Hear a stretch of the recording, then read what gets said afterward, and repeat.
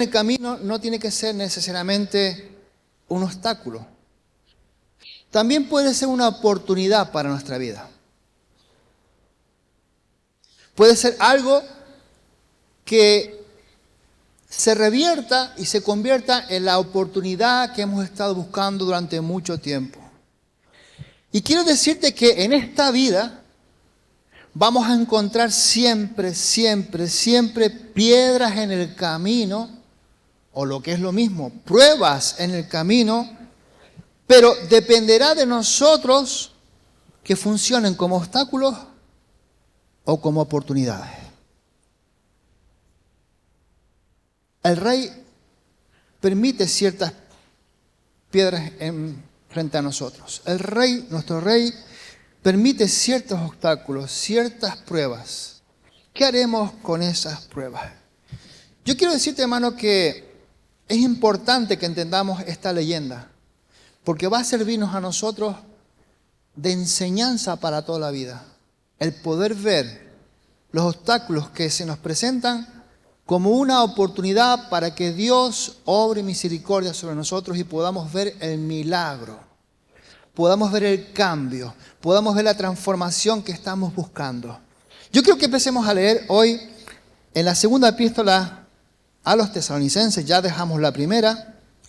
Vamos a estar leyendo el primer capítulo completo y 2 versículos del segundo. Segunda Tesalonicenses 1 y acabamos en el verso 2 del capítulo 2. Vamos a leerlo. Pablo, Silvano y Timoteo a la iglesia de los tesalonicenses en Dios nuestro Padre y en el Señor Jesucristo. Gracia y paz a vosotros de Dios nuestro Padre y del Señor Jesucristo. Debemos dar siempre gracias a Dios por vosotros, hermanos, como es digno, por cuanto vuestra fe va creciendo y el amor de todos y cada uno de vosotros abunda para con los demás. Tanto que nosotros mismos nos gloriamos de vosotros en las iglesias de Dios por vuestra paciencia y fe en todas vuestras persecuciones y tribulaciones que soportáis. Esto es demostración del justo juicio de Dios, para que seáis tenidos por dignos del reino de Dios, por el cual asimismo padecéis. Porque es justo delante de Dios pagar con tribulación a los que os atribulan. Y a vosotros que sois atribulados, daros reposo con nosotros cuando se manifieste el Señor Jesús desde el cielo con los ángeles de su poder, en llama de fuego para dar retribución a los que no conocieron a Dios, ni obedecen al Evangelio de nuestro Señor Jesucristo, los cuales sufrirán pena de eterna perdición, excluidos de la presencia del Señor y de la gloria de su poder, cuando venga en aquel día para ser glorificado en sus santos y ser admirado en todos los que creyeron, por cuanto nuestro testimonio ha sido creído entre vosotros. Por lo cual, asimismo, oramos siempre por vosotros, para que nuestro Dios os tenga por digno de su llamamiento y cumpla todo propósito de bondad y toda obra de fe con su poder, para que en el nombre de nuestro Señor Jesucristo sea glorificado en vosotros y vosotros en Él, por la gracia de nuestro Dios y del Señor Jesucristo. Pero, con respecto a la venida de nuestro Señor Jesucristo y nuestra reunión con Él, os rogamos, hermanos, que no os dejéis mover fácilmente de vuestro modo de pensar, ni os conturbéis, ni por espíritu, ni por palabra, ni por carta, como si fuera nuestra, en el sentido de que el día del Señor está cerca. Señor, en el nombre de Jesús estamos aquí, tu pueblo reunido, Señor, y nos hemos gozado alabándote. Hemos sentido la poderosa presencia del Espíritu Santo en medio nuestro. Nos has traído palabras, has traído declaración a nuestra vida que ministra nuestra fe, la supera, Señor. Y te pedimos ahora que tu palabra, Dios mío, hoy, Señor, sea algo que nos transforme, que nos haga crecer, que nos haga madurar y que nos haga vivir y experimentar todos los principios, todas las verdades que ella contiene. Te doy las gracias por todo, en el nombre de Jesús. Amén.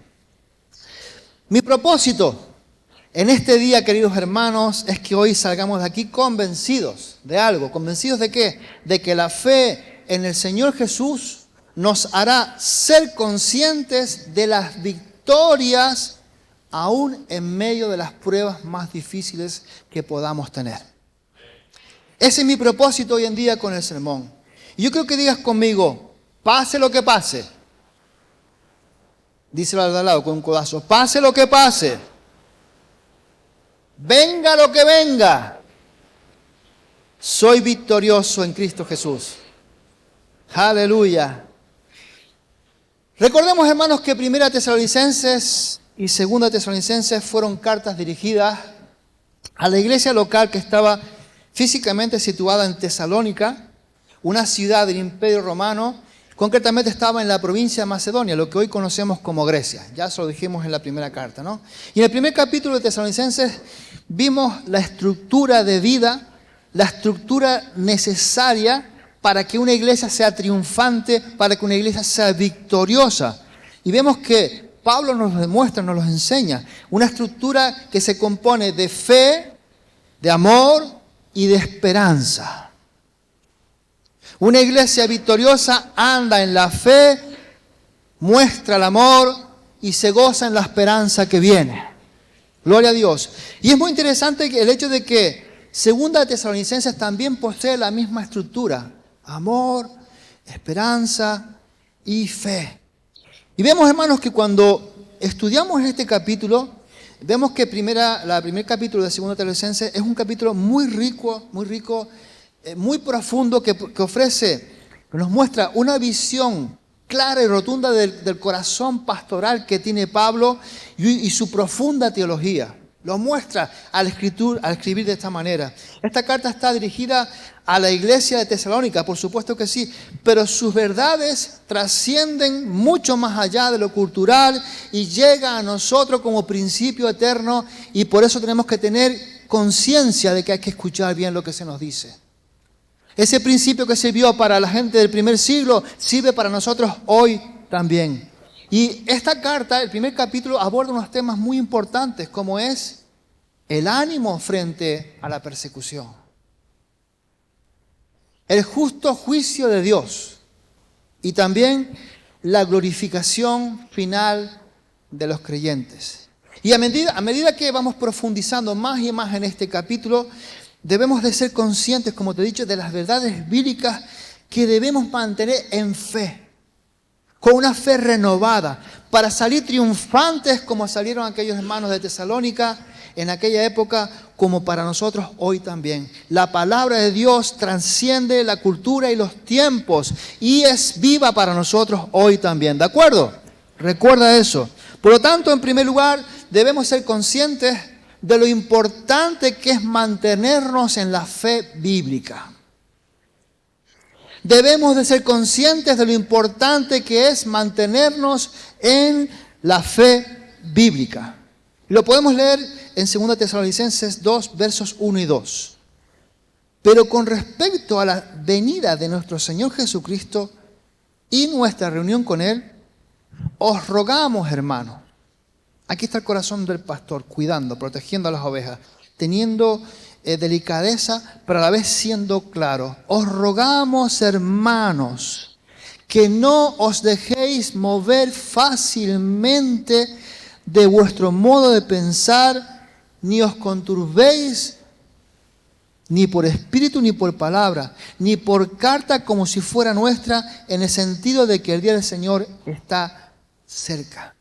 Al parecer, algunas personas con doble intención estaban tratando de trastornar el orden precioso que tenía la iglesia de Tesalónica.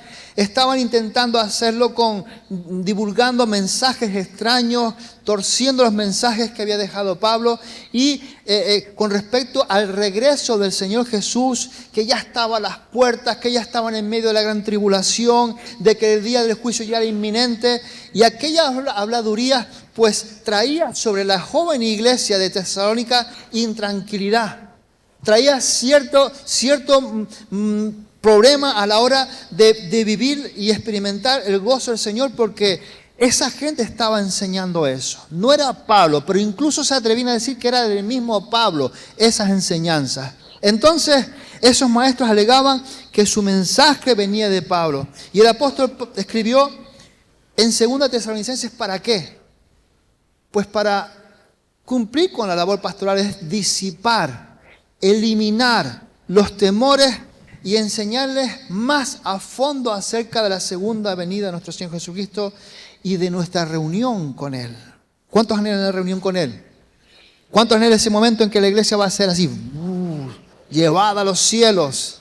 Donde va a acabar toda tristeza, toda angustia, todo cáncer, donde todo tumor, donde va a acabar la diabetes, donde va a acabar toda la tensión alta, va a acabar todo eso y vamos a ir con un cuerpo nuevo, glorificado a la presencia de Dios. Ese momento llegará, pero no es cuando diga un hombre o una mujer, no es cuando se nos diga en el internet, no es cuando se lo digan ciertos pastores o pastoras que tratan de acumular la atención de miles y miles con ideas extrañas. El día del Señor vendrá cuando Él lo decida. Es asunto del Padre. Y ahí tenemos que descansar, que va a ser en el momento que Dios quiere. Nuestra labor es mantenernos en fe, mantenernos en victoria, en la lucha por ganar a los perdidos, en mantener la fe a nuestros hijos, en mantener la lucha diaria para que esta sociedad cambie conociendo al Señor Jesucristo. No es nuestra la idea ni el deseo de saber cuándo viene, porque cuando venga va a ser el momento idóneo. Va a ser el momento justo y necesario. Entonces, debemos dar siempre gracias a Dios porque nos tiene oculto eso. Porque si no, hermanos, estaríamos locos preparando todo. Estaríamos haciendo barbaridades. Estaríamos desvariando y dejando de hacer lo que tenemos que hacer, que es hacer discípulos. Estaríamos contrariados, estaríamos mirándonos los unos a los otros, no estaríamos descansando en la fe en ningún momento. Por lo tanto, vemos que Pablo hace algo, les ayuda a entender, les ayuda a entender. Y vemos, hermanos, que Pablo comienza esta segunda carta con el saludo habitual, presentándose él y presentando a los que viajan con él, y rápidamente pasa de nuevo a dar elogios a la gente de Tesalónica. Pero yo me pregunto, ¿por qué tendrá esa gente que Pablo estaba tan contento con ellos? Estaba ensimismados con esa iglesia, estaba diciendo, ya está, esto, ya es esta. No, había mucho más, pero en esa iglesia encontramos la referencia. Andaban en amor, andaban en fe y andaban viviendo, manteniendo la esperanza, gloria que vendría en un futuro. Entonces, hermanos, ese reconocimiento es significativo de Pablo hacia la gente de allí. Demuestra que la fe de los de Tesalónica no era una fe estática, sino dinámica. Estática sería venir los domingos aquí, engordarnos con la palabra, irnos a casa y de nuevo venir el domingo. Eso sería una fe estática, una fe no deseable, una fe que no produce fruto. Entonces vemos que Pablo estaba contento porque tenía una fe dinámica, muy importante. No era una fe teórica, sino visible. Lo que decían creer lo llevaban a cabo orando y actuando en favor de aquellos que aún no conocían a Jesús. No era una fe apática, sino que era una fe viva, poderosa. Y esto lo demostraban, hermanos, con los hechos de que se fortalecían aún en medio de las pruebas. ¿Están aquí? Aún en medio de las pruebas se fortalecían. Pero, ¿qué diferencia hay de aquel primer siglo a este? Y es que a veces hay gente que lo primero que hace es ver el teléfono, busca la temperatura, y si ve que hoy va a llover, pues hoy no voy al culto. Estamos locos. Yo no me voy a resfriar. Eso no es una fe viva. Eso no es una fe dinámica. Eso no es una fe que produzca fruto. La fe que produce fruto es la que tienen, por ejemplo, los hermanos en África, que caminan 120 kilómetros 2 días antes para ir al culto del domingo para estar todos juntos. Se junta esa cantidad de gente de todos los pueblos y hay miles y miles que vienen con un propósito. Di conmigo, alabar a Dios. Alabar a Dios. Muestran su fe caminando 120 kilómetros. Muestran su fe dejando ciertas prioridades por debajo de la gran prioridad, que es la de congregarse, la de estar junto a sus hermanos, la de escuchar, comer la palabra de Dios que iba a serles de bendición. Eso es una fe dinámica, una fe poderosa, una fe viva.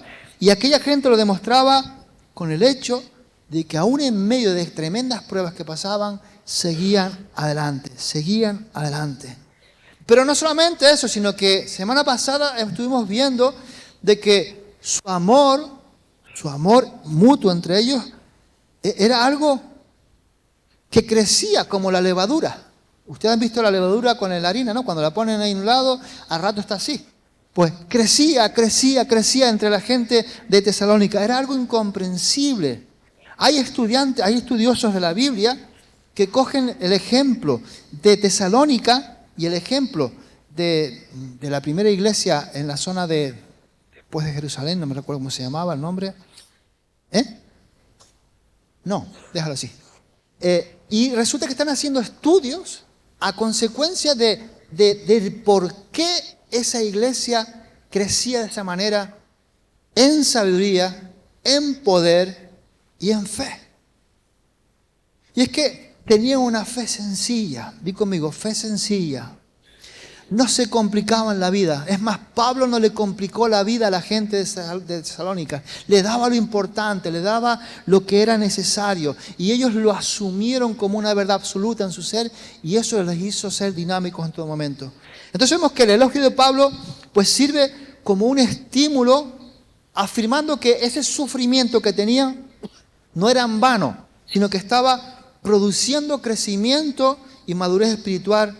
Y la iglesia crecía y crecía, el reino de Dios estaba avanzando.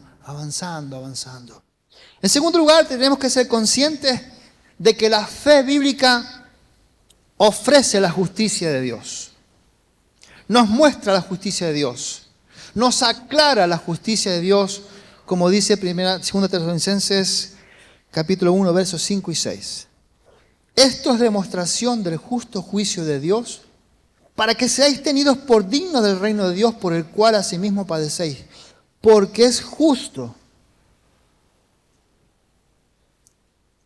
Porque es justo delante de Dios pagar con tribulación a los que os atribulan.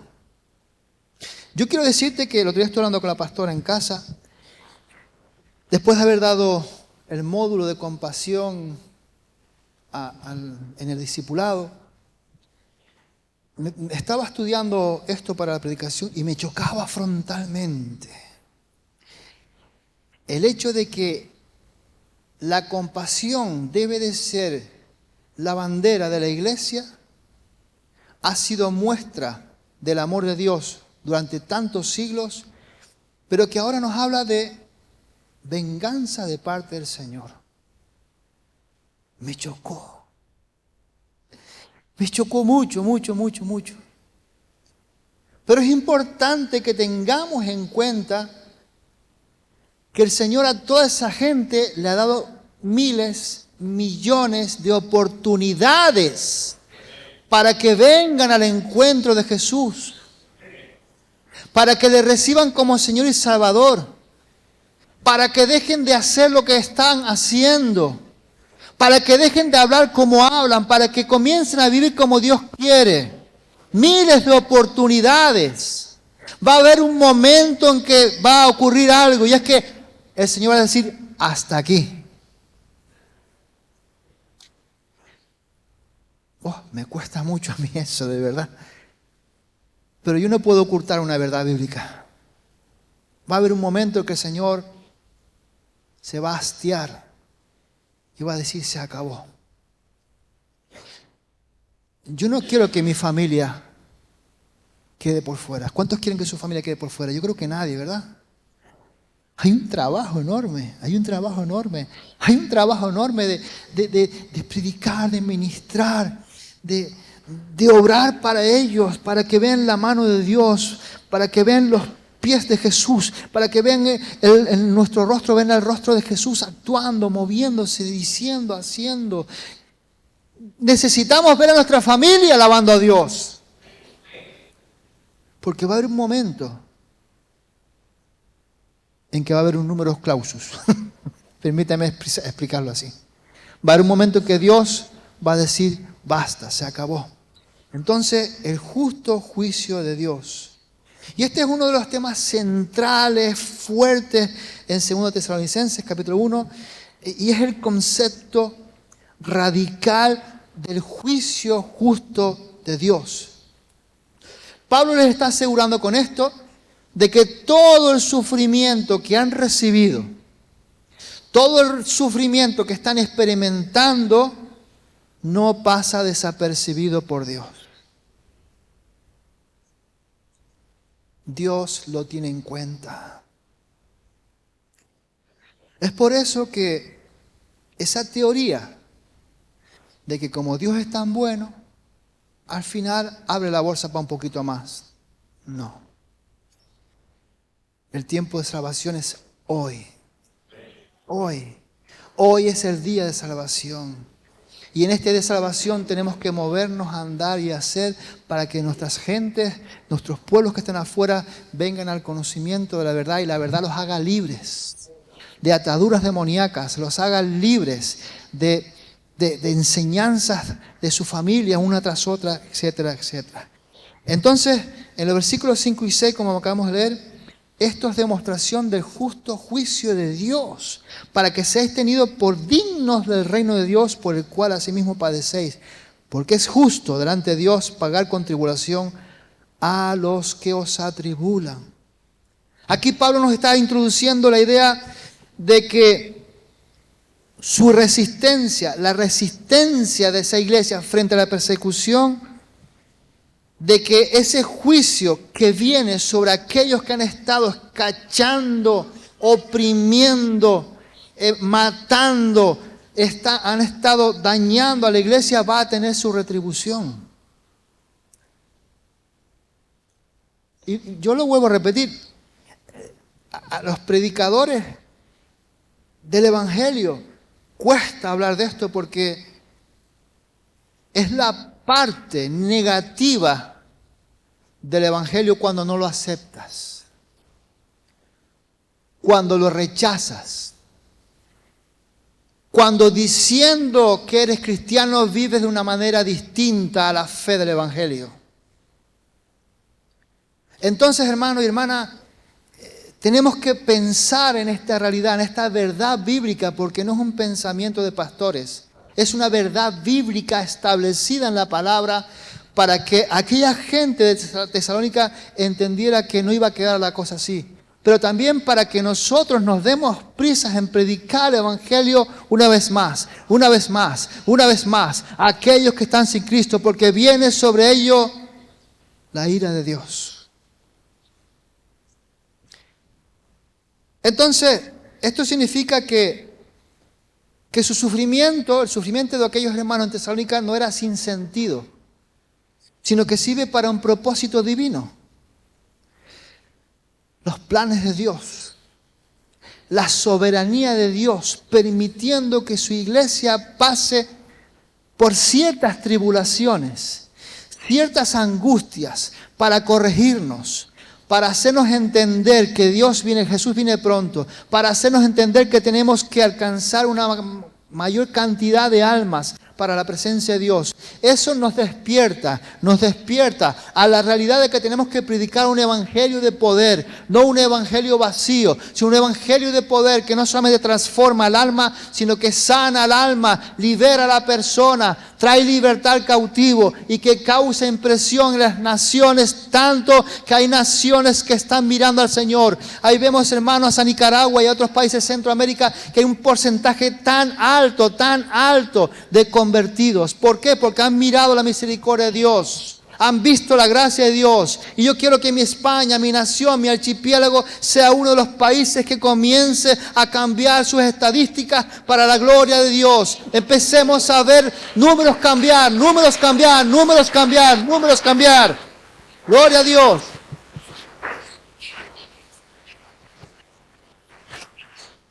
Entonces vemos que esta promesa de justicia divina habría sido una fuente de consuelo para los hermanos de Tesalónica, recordándoles que Dios ve cada situación y actuará en su favor, en su momento.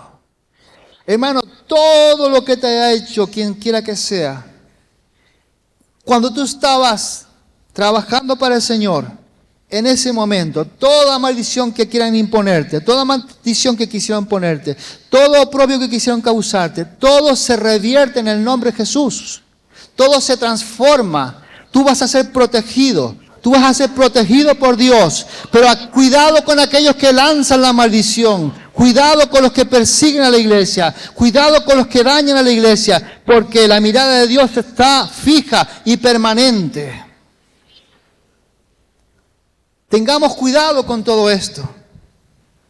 En tercer lugar, tenemos que ser conscientes de mantenernos en la fe bíblica, porque eso nos hará ser testigos, nos hará testigos del cumplimiento de todas y cada una de sus promesas. Gloria a Dios. Vamos a leer lo que nos dice el verso 7 y el 10. Segunda Tesalonicenses 1 del 7 al 10. Y a vosotros, que sois atribulados, daros reposo con nosotros cuando se manifieste el Señor desde el cielo con los ángeles de su poder en llama de fuego para dar retribución a los que no conocieron a Dios ni obedecen al Evangelio de nuestro Señor Jesucristo, los cuales sufrirán ¿qué? Pena de perdición. ¿Qué más? Serán excluidos de la presencia del Señor y de la gloria de su poder cuando venga en aquel día. ¿Para qué? Para ser glorificado en sus santos y ser admirado en todos los que creyeron, por cuanto nuestro testimonio ha sido creído entre vosotros. Son palabras de descanso para la iglesia del Señor, pero a la vez de advertencia para aquellos que están jugando con el Evangelio, para aquellos que están queriendo hacer entender que, bueno, un pasito para aquí, pasito tuntum, pasito tuntum, pasito tuntum, aquí, allá, bueno, no pasa nada. Cuidado. Hay que tener mucho cuidado. Estos versículos que acabamos de leer pintan una clarísima imagen de la segunda venida del Señor Jesucristo. Pablo la describe como el momento en que Jesús será revelado desde el cielo en fuego flameante. En fuego, acompañado por poderosísimos ángeles. No vendrás solo. Pero quiero recordarte que no es lo mismo el rapto que la segunda venida, aunque es el mismo proceso. El primer proceso de la segunda venida es el rapto de la iglesia, la cual será llevada hacia las nubes, será levantada. Los muertos en Cristo primero y luego los que queden. Pero habrá un momento, recuérdalo. Habrá un momento en que Jesús sí que regresará visiblemente para todos.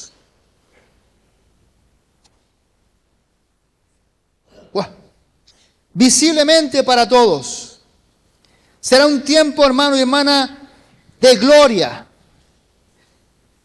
de demostración de poder de parte del Rey de Reyes sobre toda la humanidad, sobre aquellos que no quisieron escuchar. Y sobre todo aquellos que luego se convirtieron bajo el martirio. Ese momento también será esperado por ellos. Si el Señor no llega en ese momento, morirán y también irá a la presencia de Dios. Pero los que mueren en martirio serán resucitados. Pero los que queden antes de que ellos mueran, podrán ver este evento. Yo prefiero ser llevado a las nubes. Yo prefiero ser llevado a las nubes, ahí, ese ascensor que el Señor nos va a poner ahí de repente, a la presencia de Dios. ¡Guau! Me emociona eso. Y no ser una persona que piense que ya tengo más oportunidades adelante. El predicador ya me lo dijo, me lo advirtió, que habría un momento que también podría tener yo como oportunidad manteniéndome firme. Pero tú no sabes lo que va a dar de sí el día. tú no sabes lo que puede ocurrir. Cuando venga y se presente el anticristo, que ya hablaremos de pronto, cuando se presente ese personaje con sus engaños, con sus milagros, con su elocuencia oratoria, con su convencimiento a las demás naciones, es muy posible que muchos queden atrapados también. Y yo no quiero ser atrapado, yo me quiero ir con Cristo en las nubes. Anhélalo, el regreso de Jesús en las nubes, para irnos con Él y celebrar las bodas encima, vamos a tener bodas. Un pedazo de brindis, no, son una cena enorme, no sabemos qué va a haber, pero va a ser increíble. Y encima allí en el cielo vamos a tener, hermanos, premios para los hijos de Dios, para las hijas de Dios que hayan vencido, para los que hayan perseverado, van a haber premios. ¡Wow! Esta esperanza futura que nos menciona la palabra es crucial para entender el sufrimiento por el que estaban pasando los hermanos de Tesalónica. Pablo esencialmente les está diciendo que sus pruebas actuales son temporales, que va a ser por un tiempo, tranquilo, siguen adelante, que va a ser como eclipsada. ¿Cuándo han visto un eclipse total? Está el sol y se fue el sol de repente. Pues esas pruebas van a quedar eclipsadas por el descanso eterno que van a tener las almas, por la gloria que van a experimentar cuando Jesús regrese. Y esta perspectiva, este punto de vista escatológica del futuro, está destinado ¿a qué? A proporcionar esperanza, resistencia, valor, animando a los de Tesalónica a permanecer firmes en su fe. Pero ¿sabe una cosa? Esa misma idea debe de prevalecer en nosotros hoy. Permanecer firmes en la fe. No flaquear. No permitir que esa fe se contamine con nuevas ideas. Con ideas encantadoras. Con ideas que van a intentar que se nos alivie la cosa. Cuidado. Sobre todo cuidado con el internet. Mucho cuidado, hermanos, porque yo he escuchado a ustedes que están ensimismados porque, miren, yo escuché esto aquí, yo escuché esto allá. Tengan cuidado. Coman la buena comida. Coman la comida de la fe, la palabra de Dios. Coman eso, ¿de acuerdo? Por último, hermanos, tenemos que ser conscientes de que mientras sigamos aquí, seguiremos necesitando el poder de Dios para poder vivir esa fe bíblica dignamente y poderosamente. Necesitamos el poder de Dios. Hermanos, vemos que con esto se nos está diciendo que no es suficiente, di conmigo, no es suficiente lo que recibí hoy. Mañana necesito más. Mucho más. Y vemos que Pablo, vamos a leer los versículos 11 y 12. Por lo cual asimismo oramos siempre por vosotros para que nuestro Dios os tenga por dignos de su llamamiento y cumpla todo propósito de bondad y toda obra de fe con las enseñanzas del pastor. No. ¿Con qué? Con su poder, para que el nombre de nuestro Señor Jesucristo sea glorificado en vosotros y vosotros en Él, por la gracia de nuestro Dios y del Señor Jesucristo. Aquí, esta oración, esta intercesión que está ejerciendo Pablo sobre sus hijos espirituales en Tesalónica, está como encapsulando, metiendo en una cápsula, se nos muestra el corazón grande de Pablo. Se nos muestra el afecto que tenía Pablo y el deseo que tenía Pablo de que aquella gente, nuestros hermanos en Tesalónica, vivieran de una forma digna de su llamamiento. ¿Cuántos saben ustedes que han sido llamados? Todos hemos sido llamados los que estamos aquí, creo. Pero debemos de mantener en dignidad el llamamiento que Dios nos hizo. Tener por alto el privilegio que se nos dio en la salvación, sí, pero también en el llamado que nos hizo a llevar las nuevas a otros, predicando el evangelio de poder para que hayan cambios. Tenemos que tener alta dignidad en presentar ese ministerio que cada uno de nosotros tenemos. Y no pensar que eso es cuestión para el liderazgo de la iglesia y listo. Yo descanso, yo bastante hago convenir. No. Eso no te da muestras a ti, sino de que no has entendido aún el evangelio. Porque el Señor viene a buscar una iglesia refinada. Viene a buscar una iglesia fina, bien vestida, resplandeciente, que muestre que lo que Él dijo para ella se ha cumplido y lo que Él dijo que se hiciese, la iglesia lo está haciendo. Eso dignifica el llamado que tú y yo tenemos. Lo pone en alto, le pone alta estima.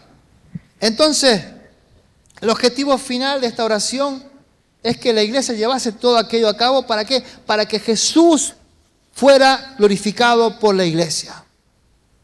Para que Jesús, hermanos, recibiera la gloria de su esposa, la iglesia. Para que siempre tuviera en cuenta de que si hoy está en pie, es por causa del amor de su esposo, el Señor Jesucristo. De que todo lo hizo posible el amor de Jesús. Por lo tanto, vemos que Pablo desea que el nombre de Jesús sea glorificado en la vida de los tesalonicenses y que ellos a su vez sean glorificados en Él. Vemos, hermanos, para ir finalizando, que en esta oración también está mostrándonos, está destacando que hay una interacción, hay una acción entre el poder de Dios, que es vigente aún para el pueblo, que es vigente para el que lo busque, y también la responsabilidad que tenemos como seres humanos. Dios da y nosotros tenemos que ser responsables con lo que recibimos. ¿De acuerdo?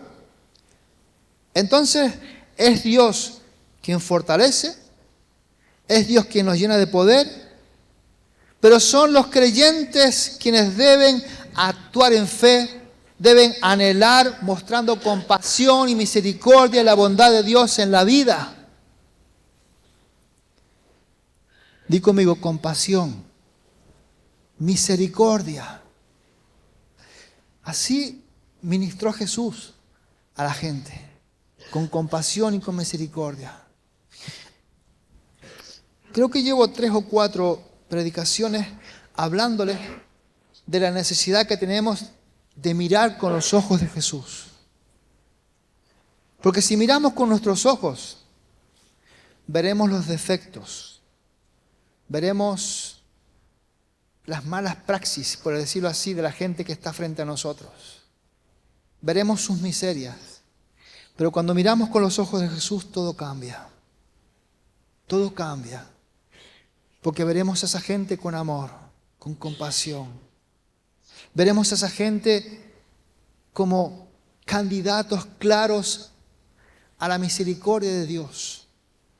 Pero es que resulta que el Señor te va a utilizar a ti y a mí para ello. No va a utilizar ángeles, no va a utilizar nada extraño, sino que va a utilizar a su iglesia para mostrar misericordia, compasión y amor por demás.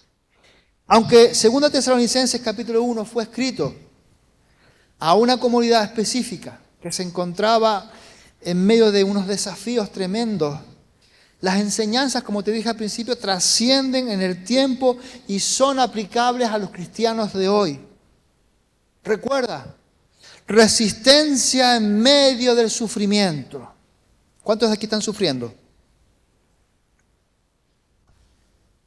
Bueno, ¿cuántos están sufriendo por causa de la fe? Algunos tenemos ya unas miraditas, alguna palabrita. Mira el santurrón este, mira el otro. Deja de darte golpes de pecho, como decimos aquí. Esas expresiones que tenemos aquí. Eso es un preludio de lo que es persecución por causa del Evangelio. Eso causa cierto dolor. Pero cuando tengamos a la gente de la calle constantemente señalándonos, avisando a la policía, aquí están los santurrones, vengan a por ellos. Cuando la gente de la calle nos esté hostigando para que bajemos el sonido continuamente de nuestra casa, de la música de adoración, y la tenemos casi al 1. Cuando la gente esté viendo que estamos de rodillas, abren la puerta y ven la puerta que estamos orando allí, van a escandalizarse, van a causar impresiones extrañas y nos van a perseguir. Y esto no, hermanos, no, yo no soy pájaro maragüero. Simplemente te lanzo lo que va a ocurrir. Persecución. Persecución. Persecución. No es algo que el pastor quiera predicar, lo reconozco, pero es una verdad bíblica que viene sobre la iglesia del Señor. Por tanto, tenemos que resistir en medio del sufrimiento. También, hermanos, tenemos que mantener nuestra esperanza en el regreso del Señor Jesús.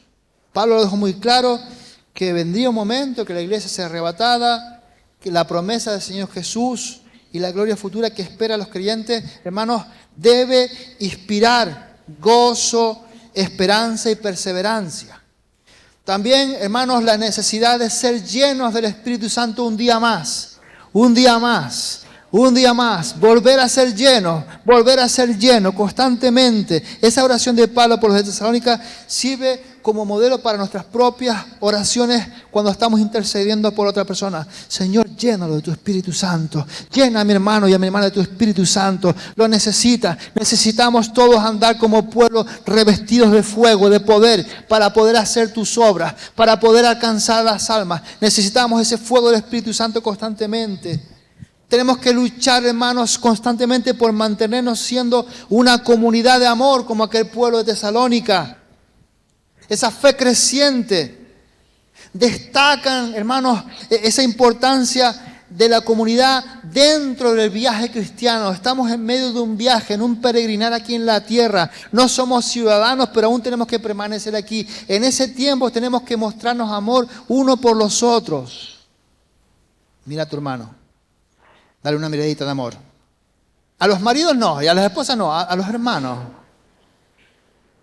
A los hermanos y a las hermanas. Esa muestrita de amor. A ver, ¿es fácil con los esposos y con las esposas? Bueno, digo yo. Entonces, para concluir, vemos que de 2 Tesalonicenses, capítulo 1, es un capítulo lleno de ánimo, que muestra ánimo, esperanza y también nos exhorta a vivir la fe de manera clara. Entonces, quiero dejarlo aquí. No voy a seguir. Tengo 14 páginas más. Lo vamos a dejar aquí y quiero que te pongas en pie, por favor.